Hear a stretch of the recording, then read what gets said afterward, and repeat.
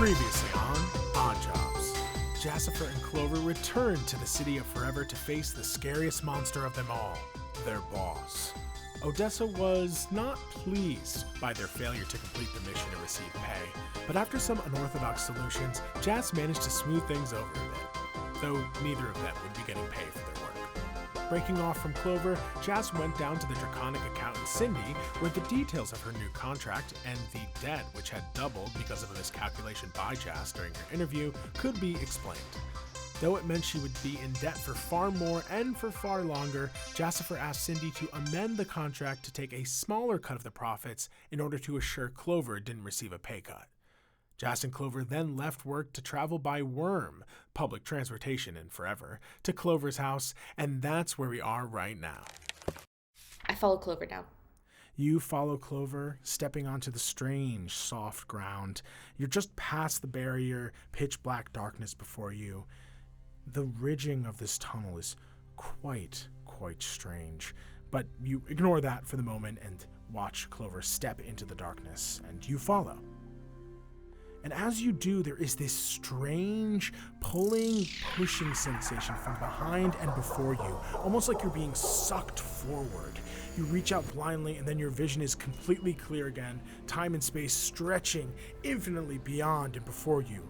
Your body finds weight in this modern subway car rattling through interdimensional space. The frame is made of this slightly dulled chrome, posters of various advertisements, artwork, poem, all sorts of content plastered between windows that look out onto this colorful and blinding space that flies around you. Whoa! Seats are made of this sort of midnight sparkling plastic lining the walls, forming little booths that you see, like kind of similar to like the old B or D trains. Like it has like those kind of intersections where you can kind of sit across from and next to someone. Right, there's some are like perpendicular to each other. Exactly. And you see that this subway car is inhabited by all sorts of folks. Mortals, elementals, fae, fiends, undead, aberrations, all the creature types.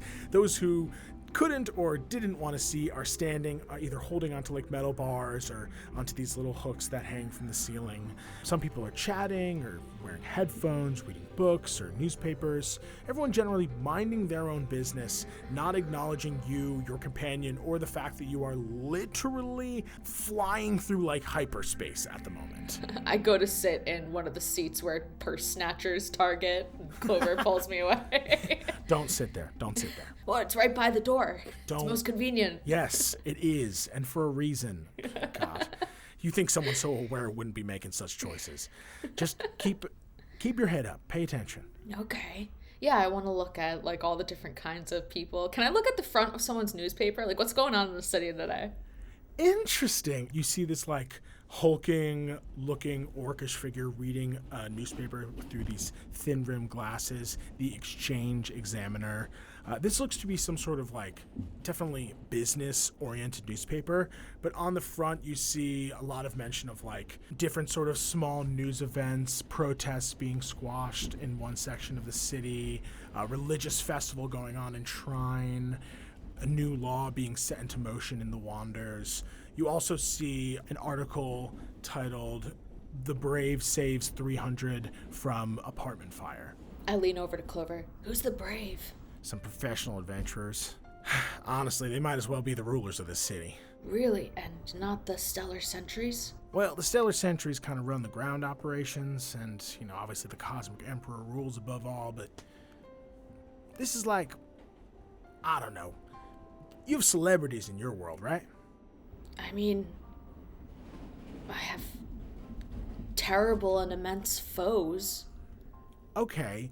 Well, imagine if your terrible, immense foes were well-liked and therefore had a lot of influence over people in power. Okay. I guess they do with their minions. Okay. Yeah, it seems like you're kind of getting it. Yeah, they're like, you know, they're very well liked. They do a lot for the city. They protect a lot of people. You know, they haven't done anything crazy since I've been here, but supposedly they saved the city one time from a mind flayer invasion. Like, they are big. They are the big deal. And honestly, kind of one of our biggest competition, but they're in a whole league of their own, if I'm being frank. So we're the off-brand cheapo version. Don't let Odessa hear you say that. So it's true. She laughs to herself, and after a moment, the car begins to screech and slow until it comes to a stop, and you see a halfling woman press a button on the door that glows, and then the doors slide open, revealing pitch black void. Is this our stop?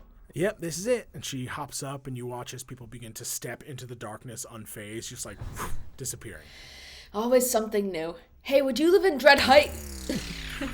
You step into this darkness and feel that strange pulling and pushing sensation from behind and before you once again as you are yanked out of the darkness, eyes clear. You reach out and see that you stand within this beautiful Grand Central Station-like subway terminal lined with countless, easily 60-foot tall and thin tunnels. Beings of all kinds rush to and fro, going to places throughout the entire city, whether it's for business or pleasure or just to go home, all of them making their way to their destination with relative ease. There's a little pushing and bumping every once in a while as people get into each other's way, but it is such a large space with so many exits that you see people seem to understand the flow and just beeline towards the tunnel that they need to go through.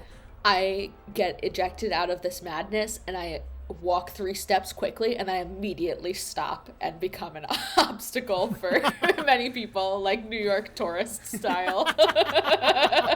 I just stop walking abruptly. Wow, it looks amazing. I look up, I spin around. You look up and you see these fantastical sparkling mosaics that show off all these scenes from the history of this everlasting city.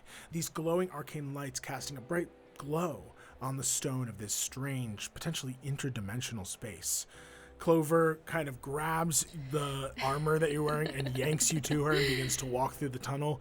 You gotta stick close, hon, otherwise, well, you don't want to know what happens when you get lost down here. Okay, you're implying mugging. Mugging is probably the best thing that could happen to you down here. Really? All right, while you guys are walking, why don't you give me a perception check. Clover isn't trying to lose you in this chaos, but it's easy if you're not trying to keep your head up, be aware that you could potentially get knocked away from her. Okay. And you do have Bardic. Oh, great. Well, that was an 18 on my perception, so I'll save that. Okay. With an 18 on your perception, you are easily able to follow her. Despite the countless pedestrians rushing around you, your keen eyes, honed from years of warfare and adventuring, are locked onto Clover as she deftly dodges and slides through the foot traffic. She's like, be careful not to lose sight of me now. And then I just see her little white ears bobbing no matter where I go. I know, it's very easy to get lost in here. And she's just literally this bright albino rabbit folk who, for some reason, you do kind of see she has great luck navigating this space. She's very dexterous, but she also seems to it's almost like the traffic warps around her as you follow her through. I'm getting pulled by Goo, who is surging forward to follow her. Goo is almost trying to pull you as well, and she leads you to a tunnel labeled Common in all caps with the station name Rabble Romp Alley below it in a sort of more standard typeface. Oh, one of the options that Cindy gave me is in Common, near Depths and Grindmill. Maybe we could be neighbors. That's a little further out from where I am, but we'd at least be in the same borough. Oh, okay. It's something. It certainly is, and I mean, hey, once you get the hang of the worm, it's easy to ride it. Yeah, well, it's second cheapest, so it's high up in the running. You may not want to make your decision based on what's the cheapest place you can get. You never know the challenges that may come with that. I'm gonna visit them and make sure the water runs hot. Okay, that's a good thing to have on the much longer checklist you should have for your home. Never had my own place before.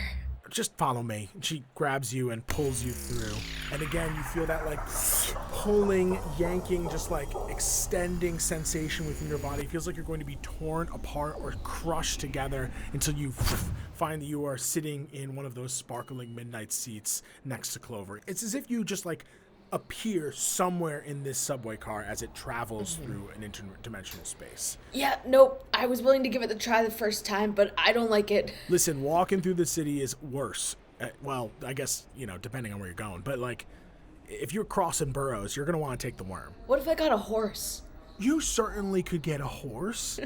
You do need a place to house and feed it, and then also you're going to be navigating the streets, which are filled with a lot of other different types of vehicles. Yeah, I guess I should wait till I'm not living with you to get a horse. Unless you have a stable? I don't have a stable. How would you even acquire a horse that fast? Do you have a horse guy here? I can find a horse most places. You continue to have this conversation as the train hurls through this infinity and then begins to slow to a stop. Clover hopping up, and you follow her to the door that she presses the button of, and you watch it opens as the two of you step into the darkness, feeling that pull. I've been regaling her with tale of finding my wild horse back in Erdheim, which I named Horse. Wow, beautiful name. Really beautiful name, Jazz. Yeah, we had a bond. I would be like, faster, horse. You'd ride faster. We just understood each other. It sounds like you guys had a really special connection. You know, you take for granted that kind of relationship. What happened to Horse? I went to a different world. Horse is still back on Erdheim? Well, I don't know. I left him tied up outside of the cave, probably, I think, when we went into Grimgrave's dungeon, you know. So, Clover flashes to a memory of her seeing a pile of horse bones that were just tied next to a tree. Oh, no. I'm sure that Horse is still out there. He probably gnawed through the rope, yeah. Absolutely. Horses are known to do that. Anyways, the two of you step through the I can't void. believe you killed my horse. I'm fucking leaving you a horse somewhere. It's been like, who knows how many years. That horse is dead. The horse could have gotten away. The Someone horse could have is come dead. and stolen the horse. How long do horses live? Hold on. How long Someone do could horses... have come along and stolen my horse and given him a beautiful life. Horses live 25 to 30 years, so I'll give you the hint that more than that time has passed on your world. Your horse is dead. You can choose how it died. I'm sad. D&D makes me sad now. D&D is depressing. I killed your horse. You didn't even get a moment to see or say goodbye to it. It was just an off-camera kill. I realize now as I'm sitting in the Midnight Plastic Casey, my horse is probably dead, huh? Also, my party's probably dead, huh? It's best not to dwell on that, Jess. Okay. Or you could talk about it. Damn, why did I say that? You I'm could definitely really talk good about at your not feelings. dwelling on. I shut it right down. Okay, You're right. That was a mistake. That was a mistake. It's just not worth thinking about. I just was trying to get us out of the subway station. They're not in my life anymore, and I'm not in their life anymore, and who knows if they even cared about me at all, right? Because I'm sure they cared about they you. left my dead body behind, so they didn't even want to bury me. Jazz, I'm sorry. The two of you are now standing outside of the worm station as you have stepped out of the void, and you are amongst the District of Common, the less glamorous borough in comparison to Endeavor, but you see still populated by many diverse folks, a much more, I don't want to say suburban, but it's giving Queens. There's like lots of apartment buildings. It's very local looking. Buildings aren't much more than a few stories high, and you see that things look a lot more homey. This looks like a place that hasn't been like gentrified. Mm-hmm. It's definitely the people who have settled here, have lived here for a long, long time, mm-hmm. and kind of have control of the space a bit more. And Clover kind of pulls you out of the way of some people who are exiting the worm station. Look, I'm really sorry. I don't think that they abandoned you purposely. Why do you think that? Whenever it happened and whatever happened, what matters is you're here now, right? You don't have to be sorry for me, Clover. Besides, this is, in ways, less complicated, you know? We're coworkers, we're getting paid, there's no kind of emotional ties. When you have a party, the dynamics, the fact that you're all splitting loot and the paycheck isn't guaranteed, I think it's harder than this. You know, we've got a contract. We have to stick together. I'm not going to debate you, but pretty much everything you just described also describes our current scenario of not having a guaranteed paycheck. I'd love to see where you live. Right. Well, I'm sorry about everything, and we don't know what happened. They could have lived long, lovely lives, and they could have had many fond memories of you, and who knows, right? Anything's possible. Yeah, who knows? You begin to walk through this district, similar to Endeavor, heavily populated, maybe arguably more since more people commute from here to Endeavor than actually live there. You see that aesthetically, as I said, it's still urban, but less corporate, less refined. You see two men on a date in a local coffee shop, a family of dragonborn, kids in little leotards, all led by their matriarch from a dance studio, an orcish man waving to some satisfied customers, leaving his orcish deli. Forest Orc Store. Yes, Forest Orc Store. It's a reference to an old pork store near where Noah and I live. Love that pork store. God, I miss that pork store. Also, Jassifer would miss that pork store, too. Well, welcome to Common. This is, well, at least a part of where I live. The air smells a little better here. Yeah, it's a little more homey. I appreciate that it's not so intense. You know, the energy's a little bit calmer. Better for my kids. How long have you lived here? Still in my first year, but loving every second. Oh, wow. I didn't realize that. I just figured that you had been with Oddjobs for a while. No. I'm relatively new to the staff as well. Zod was my senior before he, died horrifically. Also, why do you think that someone wouldn't put a resurrection in their contract? I mean, why wouldn't you do that if you could? She looks at you as the two of you pass by street vendors, buskers, and the citizens of this good city heading to and from work. Well, Jass, look at your scenario. 100,000 gold plus in debt, obliged to work for Odessa. I don't know what Zod's life was before working with Odessa, but perhaps whatever the conditions of it were, a resurrection wouldn't be ideal. But you have one in your contract.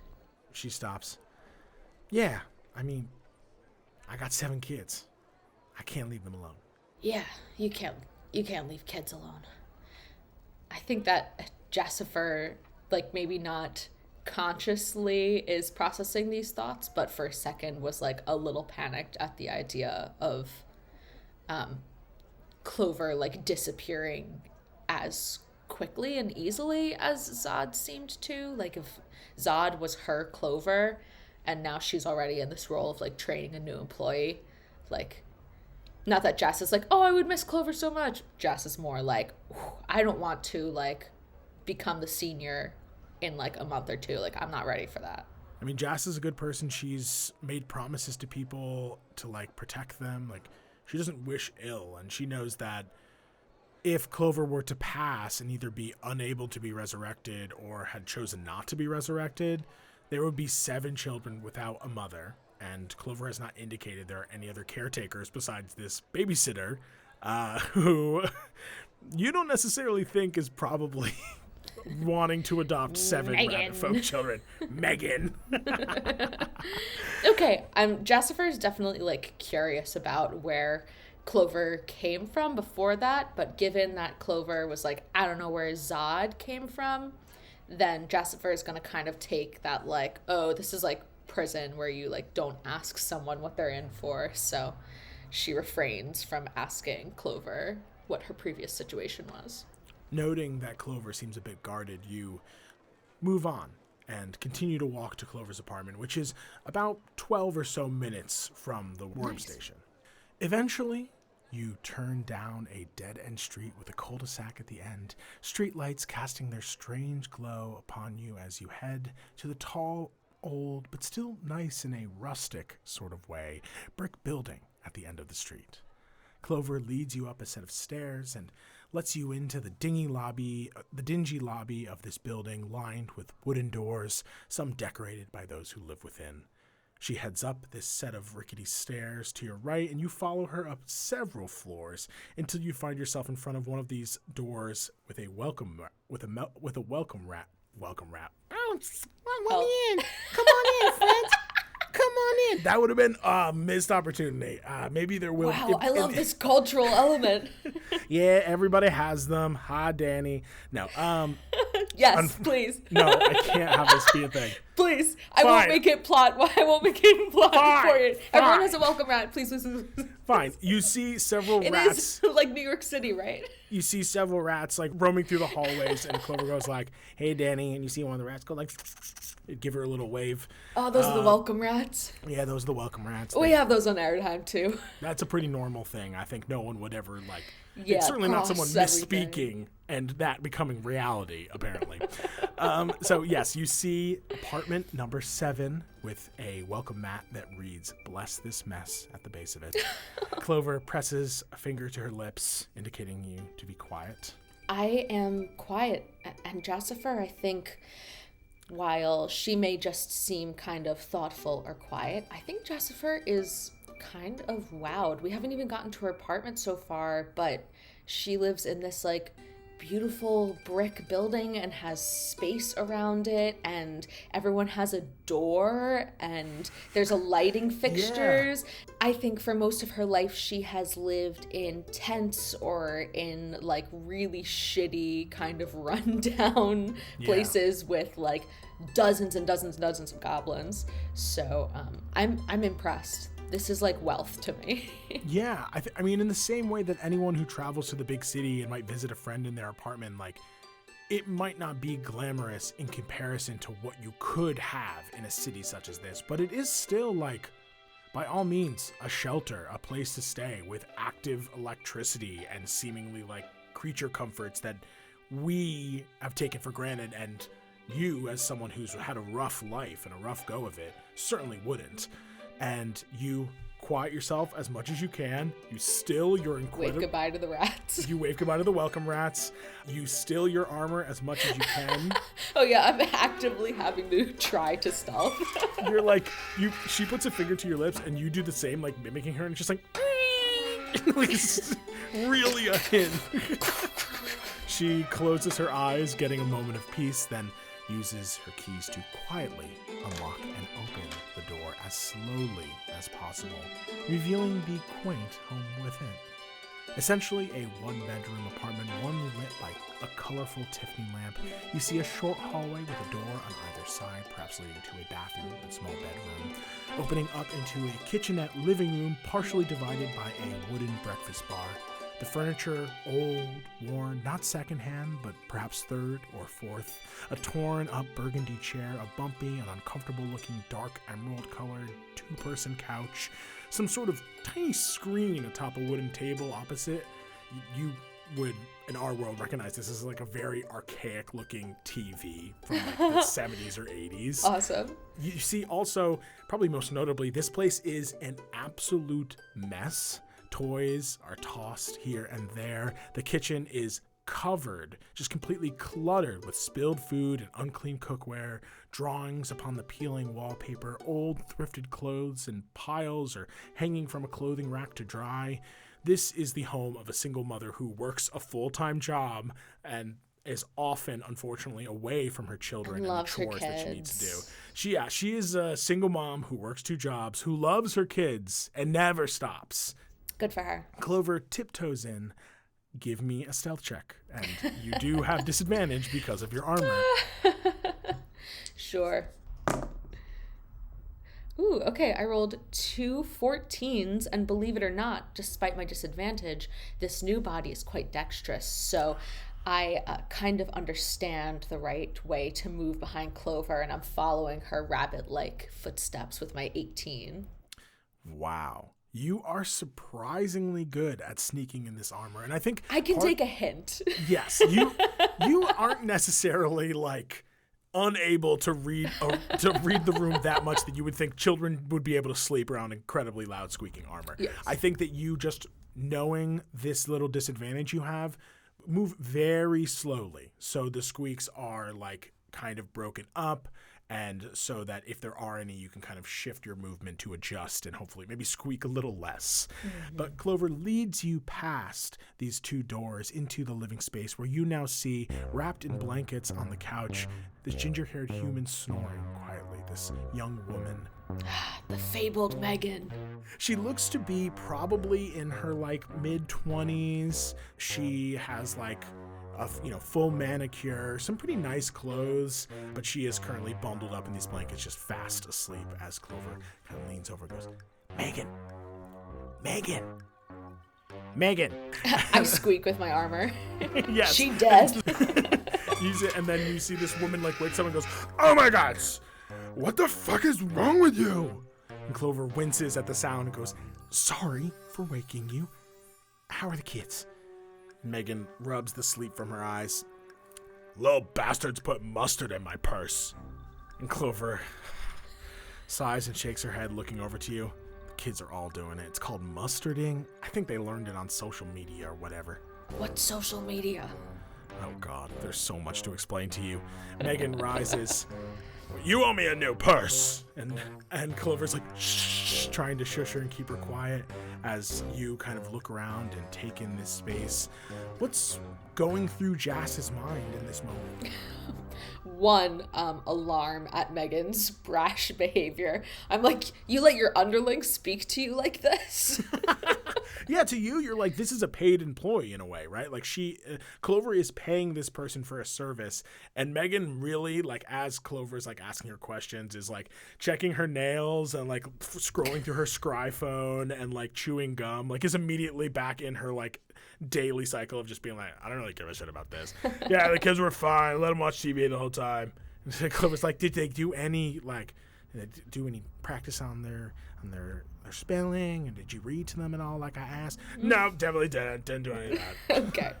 I think I'll just like do a little like quiet kind of walk around the perimeter. I think I just like peer into Clover's kitchen. I like peer into the bathroom and note that it's like the same kind of bathroom in Oddjobs. I'm like, wow, the bathrooms are really nice here. They seem to have something besides just a hole. It is a fully functioning bathroom. It does have a small shower. It does have also 8 toothbrushes in a single holder. Like, this is a single bathroom used by 8 individuals in this tiny home. So it is a mess for all intents and purposes. But it kind of feels a little bit like home to me too, because I'm like, oh, a lot of people live in like these tight quarters, but the quarters are pretty nice. Yeah. That looks like a cube that heats up that you could put food in. That's crazy. Is there a fire in there? Yeah, you're like opening and closing the oven and like twisting the dials. Turn the gas on. You just leave it on, and Clover looks and goes like, turn it off, turn it back. I nodded and turn it off. The other way. Still learning. Okay. And you like, you peer in the fridge, you see it is a pretty empty fridge. There are some things in it, some fruits and stuff like that, some like jam and peanut butter, like little things like that, but it's ultimately pretty vacant as you look through this small kitchen. Sounds like my fridge. I was like, I'm just actually looking at a picture of my fridge on my desktop and just describing what I see. Lots of condiments. So many condiments. Wow, 3 different kinds of soy sauce, basically. I just didn't realize I had it in the... Never mind. And as you're looking through, why don't you give me a perception or investigation check? Okay. Both. -1. What do I want a 4 in? I'll do investigation. Okay. A 4 in investigation. Reroll your stealth check for me. With disadvantage? Yep. Yerp. With my +4, it's a 7. You are scanning the space as Clover and Megan settle out the details of this new overtime arrangement. And you find your way to the small bookshelf that is positioned between the kitchen and the living space and that TV. And you find, hidden amongst the shelf, this green book. It's probably about medium thickness. It's a longer book, kind of, it's not the Monster Manual, but it's like that kind of size book, right? It's like an 11, it's a standard paper sheet size, and it's a bit thick, hardcover, green with gold imprint in a language that you don't fully recognize, even though some of the characters are very similar to common. It looks old and beautiful, and you look at it for a while and you make out the words Cotton Bottom Clan, and you can't read anything else there, but as you kind of look closer and you tug on the book, a number of the books just tumble out onto the ground before you, and you look over at Clover and Megan, who are both like, sorry, I thought This was a photo album, maybe. Clover glares at you and then looks back to Megan and goes, what do I owe you? And Megan goes, 10 gold. All right. Okay. And just you hear like a few clicks, and then Megan's like, have you sent it yet? Have you sent it yet? Have you sent it yet? And Clover's like, I'm sending it right now. Calm down. Jeez. You can't send a request, Megan? I've sent 5 already. She just keeps tapping a button on whatever this app is that they're using to transfer money, till eventually you hear like a coin jingling noise, and then it's a ding and a whooshing noise on Megan's, who taps her so screen. Many noises. They're very small noises. They're quiet. And then you see Megan go, great. All right, bye. Sticks her phone in her pocket and like walks towards the door, and Clover's like, all right, thank you. Get home safe. I glare after Megan, and then I look at Clover and I say, sorry about that, but that lady sucks. It's hard to find a good sitter in this city. It feels like anyone with a pulse would be better. You would think that. But believe it or not, Megan is actually incredible at childcare when she decides to give a shit. And I guess she didn't really give a shit this time, but I didn't really give her any warning about how I was going to need, a few more days, so I understand. All right. Yeah, you're very understanding. You do get a solid read that Clover is kind of taking on some of the blame for this, even though in all reality, even regardless of the service that Megan provides, she was still incredibly rude. She's an abrasive person, clearly. She clearly does not give a shit about the kids. She just knows enough and is willing to be there for an extended period of time for extended notice. You have a very nice space. It's home. It's cool. I like the vibe. Clover looks at you as if you have been possessed. Did goo take over your mind or something? He was hanging up on my nose before, so I think I might have inhaled some particles. Where should I set up? On the couch? Yeah. Couch is fine. Megan's couch. As you are setting up on the couch, and you suddenly hear a door creak open, and you and Clover turn your heads really slowly to see these big orange eyes peering out from the darkness of the bedroom, looking right at you. Who are you? Hi, I'm your mom's coworker. I glance at Clover. I'm Jassifer. You see, stepping from the darkness, but as if carrying it with her, a tiny, black-furred rabbit folk girl, almost like the inversion of Clover. She's a little over a foot tall in a simple white nightgown, rubbing her eyes. Clover, a bit shocked by her presence, but hides it well, speaking calm and getting low to talk to her daughter. Hi, Constance. Jess and I work together, and she just needs a place to stay for the night, okay? I'm sorry I woke you, honey bunny. Go back to sleep. You see this small girl looks at you, studying you with curiosity and suspicion. Is that okay? Give me a persuasion check. And I'll say you still have the bardic, even though it technically would have expired by now. Oh, thanks. That's good. It's a D6. That. That's good, I get that. I read it as if I could see the die in the reflection of your glasses. Okay. I rolled a 8 and then 4 on the bardic. That's a 12. You see Constance, this small black rabbit folk, regards you. Hand on the hammer. Hand on the hammer. Her eyes go to the hammer, and you see Clover looks at you and is like, what are you doing? Hand off the hammer. And looks back to Constance, who smiles a little bit and goes, all right, she can stay. And Clover goes, thank you, Constance. Go back to bed now. And Constance yawns and nods, Clover giving her a kiss on the forehead before turning her around and giving her a little push back into the bedroom, where you now hear the sounds of 6 other rabbit folk children snoring, cuddled up in an old king-size bed with thick knitted blankets upon it. Clover closes the door, it clicks, and she exhales. I thought you agreed to be quiet. I'm really trying. You Take guys the are right. armor off. Yeah, I know. I need to do that and find another solution. You begin to kind of settle in as Clover kind of rushes around and continues to clean up the space a little bit, gets you a glass of water, does everything she can to make it so it's comfortable for you. And after, you're still in your Oddjobs uniform because obviously you're not just going to change right in front of Clover, but Clover turns to you and goes, all right. So I don't have any other clothes. Actually, you know what? You don't. Yeah. When Odessa snapped her fingers and put this uniform on you with magic, it just replaced your other clothes. Yeah. I don't really know where. Okay, I guess it was a pretty old, dirty tunic. You don't have any clothes? No, anyway, that stuff had blood and... Hold on. She puts her hands up, and you see she goes over to the clothing rack and kind of touches a few things to see if they're dry, and then pulls off this big t-shirt and flaps it out, and pulls off some, pajama pants that are covered in little clovers, and kind of folds them and passes them to you.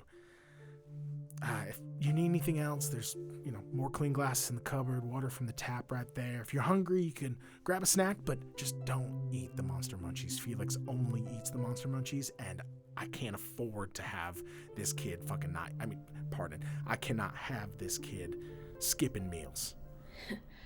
Okay, no Monster Munchies. I'll be fine. Tomorrow I'll get, my own stuff, so I'm not eating into yours.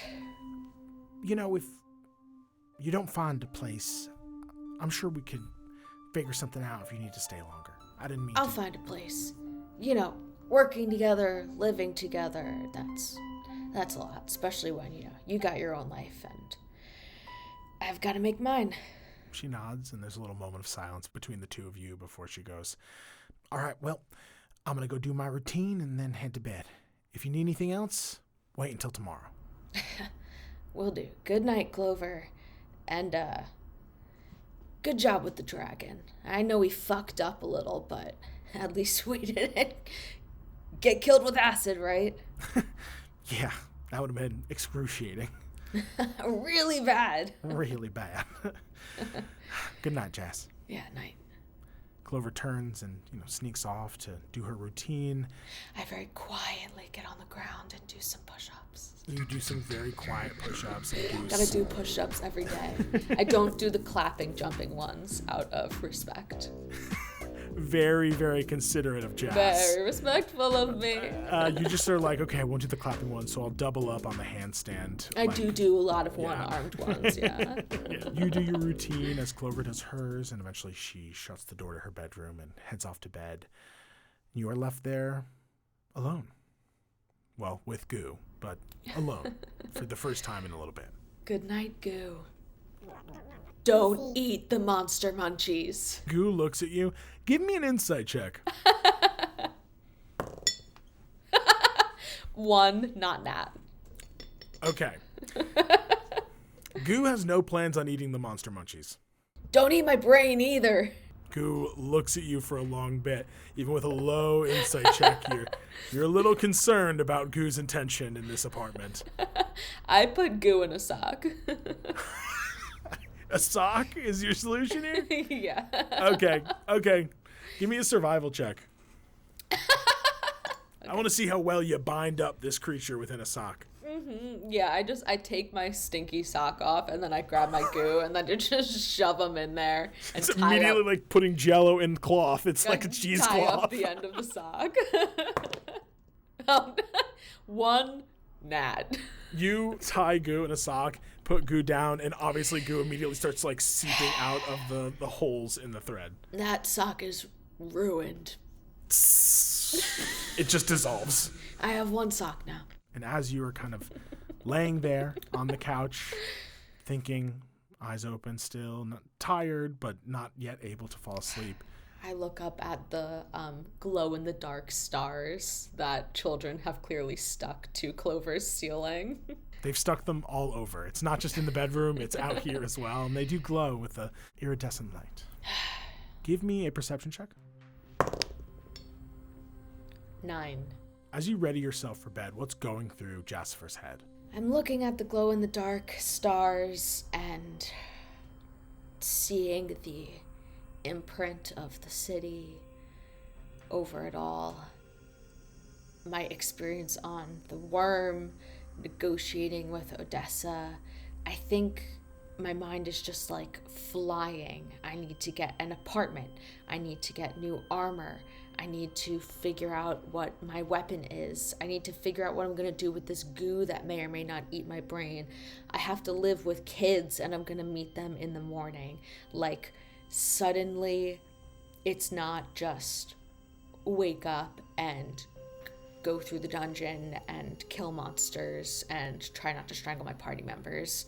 I have to do all these things to take care of myself and keep my life going, and I didn't ask for it all. An overwhelming experience that all of us have encountered as we've moved into adulthood. Survival does not simply just mean making sure you can eat and don't die from wolf attacks. It means having resources. It means understanding how to navigate the systems around you or face constant discomfort or frustration or even things just as bad as the fate you would maybe suffer if you were living out in the wilderness. All of this is swirling through your head, and as it does, you roll over and look towards the door, kind of thinking about the world outside, and you see something. You're scanning the exits and entries as a soldier does, and you clock a little bin next to the door, and inside, the dull glint of an old short sword. I sit up. You sit up, you look towards this short sword. It's there. It looks familiar. Without blinking, without taking my eyes off of the short sword, I look down the hallway towards the closed bedrooms. I'm going to quietly stand and just walk over. Not touch it. Just look. Give me a stealth check. You do not have disadvantage because your armor is off, and I'll tell you the DC is going to be 13. That's a 23. Your nimble goblin form avoids toys and clothes that may trip you up as you creep towards this blade. Step by step, you begin to notice more and more about it. Scratches on the wooden hilt with the gold, worn to the shape of its previous owner, a hole where a gem might have once been, curved edge. It's your blade. What's going on in Jassifer's mind as she sees the short sword that she had lost? Immediate suspicion. I think that the hairs on my arms stand up on the back of my neck, and I look again down the hallway towards where Clover is sleeping, and something like sours in the pit of my stomach. Closer and closer. Your mind is racing. There's no denying it. This is your sword, your short sword here in Clover Cottonbottom's apartment. Why does a pacifist have a blade? How did she get your blade? Why didn't she mention it? 7 children live here. You find yourself standing before the blade. What do?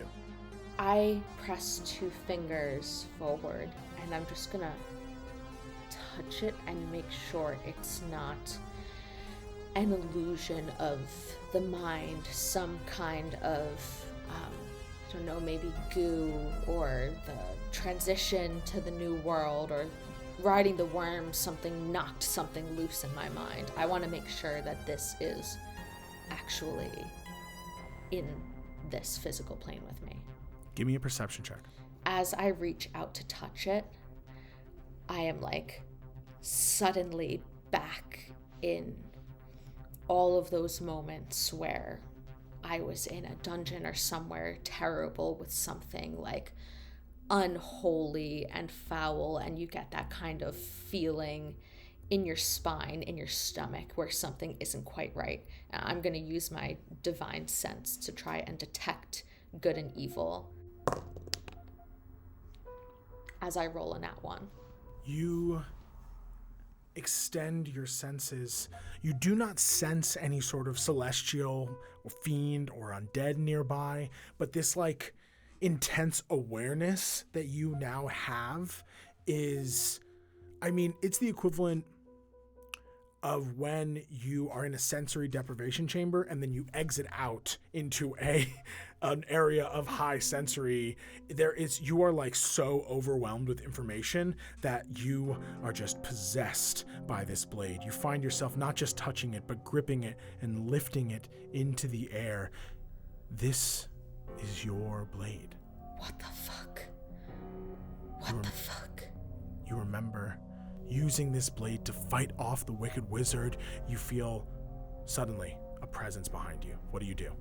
I whirl and prepare to strike. You whirl around and prepare to strike, and as you do, you knock over the Tiffany lamp. You see it shatters on the ground, darkness in the room. You prepare yourself, and you see that you are now holding a slightly bent shamrock green umbrella. Suddenly gripped with fear, I throw the umbrella back behind me, expecting for Clover to come out and investigate the smashed lamp. Moments later, the door opens and you hear like the sound of the kids talking inside, and Clover's like, it's okay. And she closes the door and walks out, and she's in like a robe and looks at you as, what is going on out here? Knows the lamp on the ground. Oh, that was expensive. What the? She's looking around and looks to you. She's so confused. Sorry, I think that was maybe Goo acting up at night. He must have gotten the goomies, which is the zoomies that Goo gets at night. I drop to my knees and I'm kind of hiding my face and like picking the like pieces of glass up that are big enough to not cut myself and say, shit, sorry, I'll buy you a new one. Yeah, I don't know, it must have been Goo. Clover goes into the kitchen, opens a cabinet, and pulls out like a dustpan and a small broom and approaches you and gets down with you and is next to you, sweeping it up. It's okay. Are you okay? Did I wake up the kids? You woke up all the kids, yeah, but it's fine. I'll get them to go back to sleep. Are you okay? No, She like looks at you intently. I'm fine, yeah. Goo woke me up too. First, give me a deception check. Yeah. And I'm going to have her roll an insight check. I will tell you the DC. She only rolled a 5, which plus her insight is a 7. So DC 7. Okay, yeah. I roll a 14, so I think that my frazzledness is just coming across as someone who was also just woken up by the shattering of a lamp. You manage to pass this lie through. Clover looks around. Where is Goo? I don't know, maybe he's hiding under the couch. You look around and see, like a little slime mold, Goo is crawling towards Clover's big ear. That perception check that you failed earlier was to see if Goo was going to try and infect Clover. Oh my god. And had you not awoken her, he would have gotten control of Clover. Oh my god. I casually, really just calmly reach out and pluck Goo and go, there he is. Goo, you naughty thing. Goo resists. Goo, there is like this you really have to pull. She goes, oh my god, oh Why'd god. you smash the lamp, Goo? Goo looks at you. It's just like squirming in your hand. How'd it get there? That's weird. So weird. You look at Goo. You look at your sock still like half dissolved on the ground. Do you have a safe, like where you keep your weapons? Yeah, but I don't. Well, first of all, there's no weapons in there, and also you're not putting Goo in a safe. Why would you do that? Goo's harmless. Well, that is unless you've got more lamps that you want to protect. She rises, having finished cleaning up the glass from her lamp, goes and puts it into a bag and ties it up, and then reaches into a higher cabinet and pulls out some Tupperware that she comes over and scoops Goo into and seals it closed and puts it in the fridge. Is it legal for the DM to use your familiar against you. That's probably the closest thing to a safe that I have. There's no monster munchies in there, right? Those are in the pantry? No. They're in the pantry. They're in the pantry. They're a dragon. Then I think we're safe. My bad again. It's okay. Don't worry about the lamp. I'm sure I can find another one at a tag sale. I'll figure it out. Let's not worry about it. Why don't you get some rest? I got some kids to calm down. Yeah. Okay. Good night. For real. Clover gives you a nod. You can tell that she's not exactly happy about this scenario, but she definitely is at least deceived into thinking that is what happened, that Goo was acting out and you had to try and stop him, and somehow that broke the lamp and left Goo crawling up her for some reason.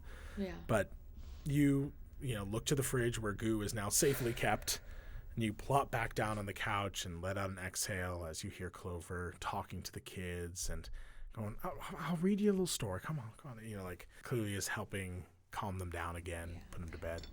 I'm finishing sweeping up kind of just the last little pieces of glass, making sure there's nothing over there. And then once everyone's voices have kind of quieted down, I'm just going to go look at the umbrella again. You wait a bit.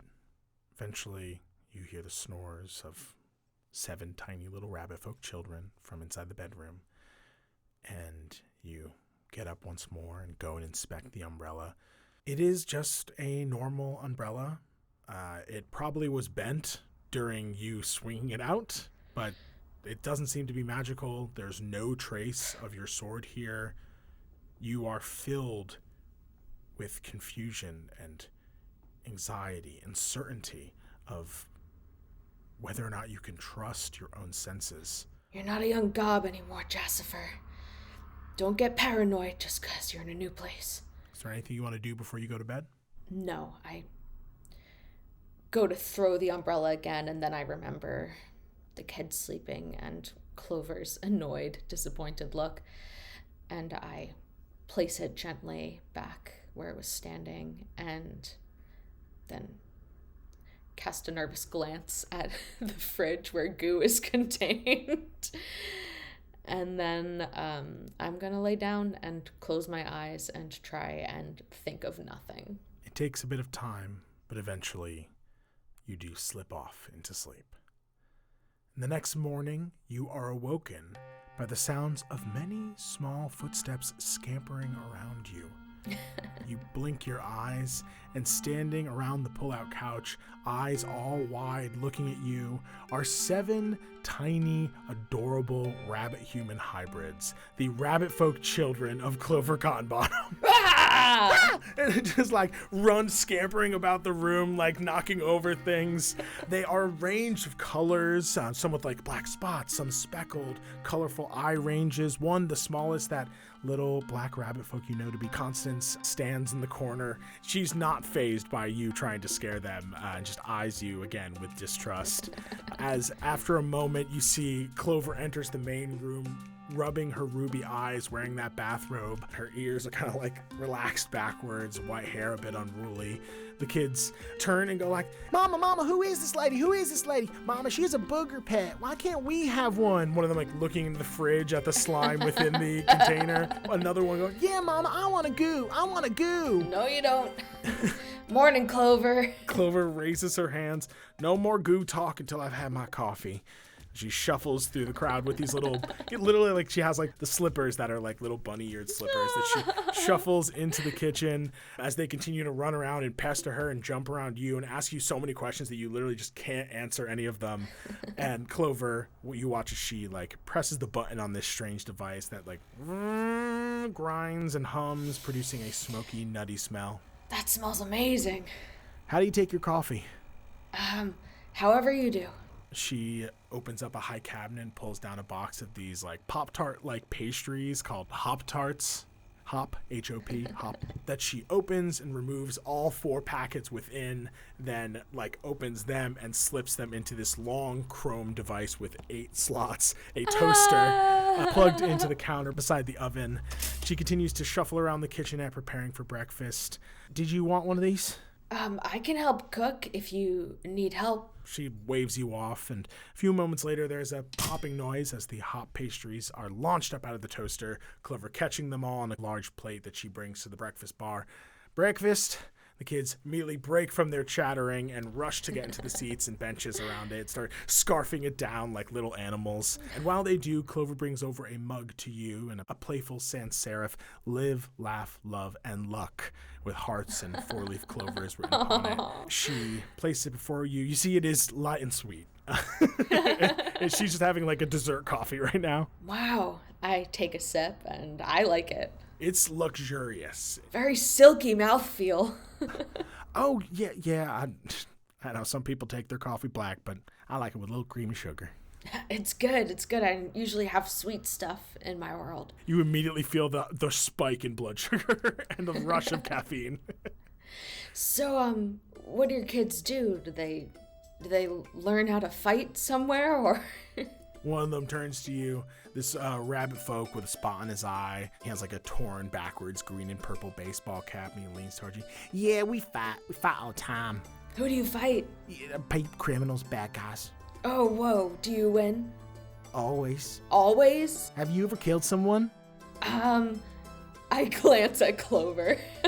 Clover shoots you a look, and all of them like, yeah, have you ever killed someone? What's it like to kill someone? Yes. Clover just puts a hand to her forehead. Because honesty is important, but you shouldn't kill someone unless... I look at Clover. No, don't kill someone. No.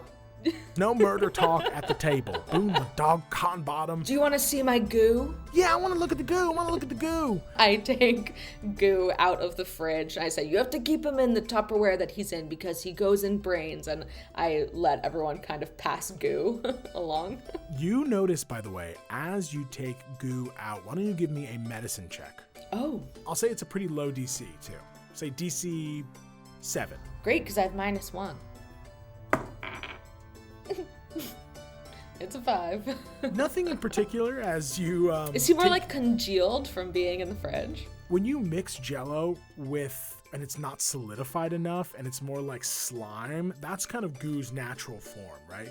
Goo is a little bit more like standard gelatin now. Like it's a little bit more jiggly, a little bit more solid, more... Yeah, exactly. It's like, he's like the shape of the bottom of a deli. Yeah, he literally just like spreads out to fill the Tupperware and is kind of like... And they're just like... Looks like jelly. He's shaped like leftovers now. Don't shake him too hard. He just woke up. I actually don't know if he sleeps. I think it's staining the Tupperware. It's going to take forever to get out. It's the least that we have to worry about. One of the other kids, like, who kind of looks, I don't want to say the most mature. He has like a tuft of white hair atop his head, but he is posturing like he's the leader of this group. He looks at Clover and goes, Mama, how long is this lady staying with us? Not too long, don't worry. Your mom's being really nice and letting me sleep on the couch until I find my own place, so you just treat me like Megan. They all look at you very slowly, and you begin to wonder if that was perhaps one of the biggest mistakes you've ever made. Perfect. As you begin to think that, you hear like a small, like, crackling through a speaker, like... dragon roaring noise, and you see Clover pulls out her scry phone and begins to tap and scroll on the screen. Oh, Cindy says she's already got some responses on those listings you were looking at. Wants to know if you are indeed free today for those viewings. Yeah. You gonna stay here? The kids have a butcher ball game in Promise Park, so I gotta take them there. You think you can handle the big city all by yourself? Yeah. I should be fine. I'll just take the worm if I need. Yeah, I mean, if I could do it with these 7 little monsters, you can handle it. Okay, me and Goo. I shake Goo a little bit in the Tupperware and give him a very stern look. He's being weird this morning. Clover turns to her kids who are now finished with their breakfast and goes, all right, y'all, time to get ready. Cleats and jerseys, let's go. And you see these little rabbit folk hop up and out of their stools, chattering amongst themselves, the runt of the litter looking back at you as she goes, following her siblings into the single bedroom the apartment has. I do another I put my hands up, do like a mock goblin snarl.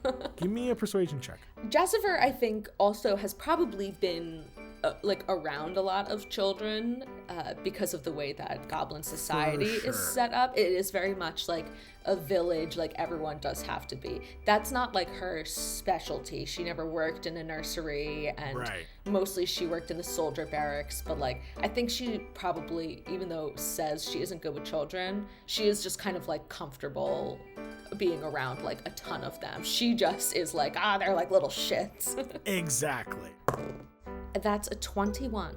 You do that little like scare gesture towards Constance, who giggles to herself and runs after her siblings. How old are they all, by the way? I was gonna make them line up Von Trapp style. They're all 5. What? They're getting older, bigger every day. Oh, whoa. Right. I forgot that you might have had a litter. That makes sense. Yeah, they're septuplets. Wow. Incredible. I glance at Clover, like, I don't really know how that is possible, but wow. She smiles as they are, like, scampering around, getting their stuff together. Yeah, it is incredible. You should see them play, by the way. They're like chickens running with their heads cut off. It's adorable. Was that hard to go from having no kids to having 7 all at once? Just because, at least in my society, with goblins, usually you get, 1 or 2, max 3 at a time, and you can kind of warm up to the idea of having more. Yeah, it was a challenge, for sure. But they're the best thing about my life. You can give me an insight check. That's a 14. There is something deeper there. When she acknowledges that it was challenging to have 7 children, this isn't simply someone saying, like, the obvious thing, which is having 7 children is insanely challenging. I mean, to have 1 child is already a massive undertaking. To have 7, to give birth to them all at the same time, I mean... I'm also noting that, she doesn't have anyone else here helping her, like another parent or a live-in, like a mom. Exactly. There isn't a secondary adult here to assist with that. And so you get the inkling that perhaps the conditions of their birth were not as ideal as Clover would have wished for. I'm going to get out of your hair and start looking at these apartments. And also, I'll let you know if I see any nice lamps at a decent, affordable price. Might not get something as nice as that one was, but we can find something, to replace the light factor. Really don't worry about it, but I appreciate the thought. Yeah, you know how to get to the station we got off, right? Yeah, just retrace my steps. Perfect. I need to, you know what, I'll walk with you there anyways. It takes about 45 minutes to get to Promise Park from here. Game's 90 minutes. Probably grab some lunch after. Then I gotta drop Felix and Felicia off at gymnastics, Edmund at chess, Boone at capoeira. Oh, sugar, honey, iced tea. Gwyneth has fencing today, too. Chauncey has junior cooking class, and you hear Constance's voice from the bedroom. I have art class, too, Mama. And Clover goes, that's right, Constance has painting. By the time Felix and Felicia are done, I could pick them up, then Edmund, then Boone, and Gwen first, then Boone, and then Chauncey. Your children have many interests. I should be back in time for dinner. Can you make it back here by 5:36? I could go to the grocery store. Oh, you would do that? Well, I do you think I have time to see a couple of apartments? But there should be a grocery store nearby that I could stop on the way back. Yeah, absolutely. She's like scrolling through the text from Cindy and goes, she sent me the list here, so it's got the addresses here. And she actually takes a piece of paper and she grabs a pen and she scribbles out a short list and some instructions about how to get there, as well as a number listed at the top of it, and pass it back to you. That's my Scry phone number. If you need anything, just find a Slay phone and give me a call. I also wrote you some instructions on there that should help you navigate to these places. You see 5 addresses written on the paper. Okay, and what should I get for dinner? Well, I think it's maybe pizza night.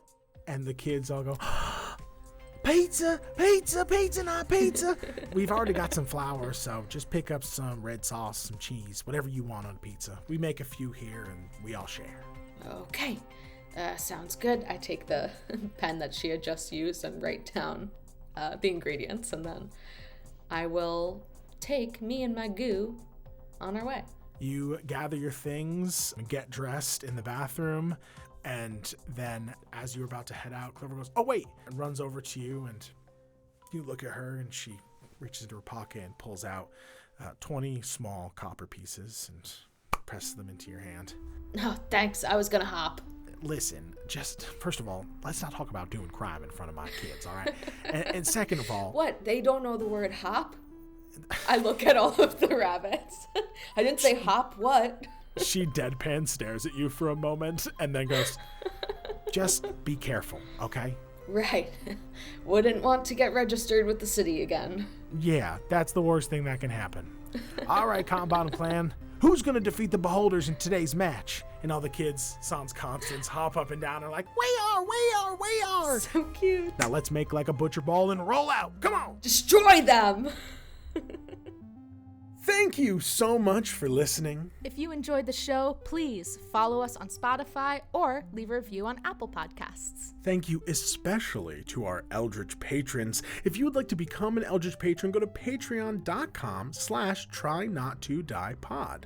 At the $5 tier, you get access to the afterlife. That's right, you get access to heaven or hell, it's up to you, via the exclusive talkback show where we discuss what happened during this arc. You also get access to a bunch of other bonus content like recipes from the show, polls, and other random stuff we're cooking up. But if you really want access to a bunch of other full-length episodes, sign up for the $10 tier for the content search where we play out usually canon one-shots, test out new systems, review nerdy media, and really do anything we can to entertain you, our Eldritch patrons. And of course, a huge thank you to Lore Party, the network that supports us.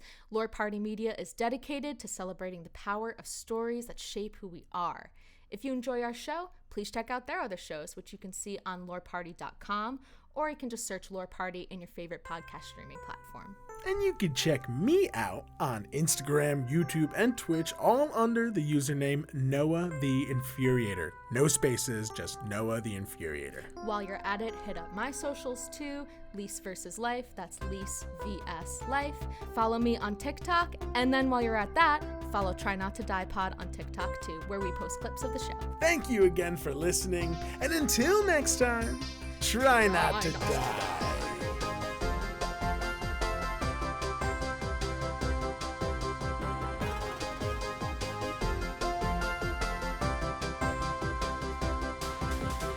All hail our Eldritch patrons!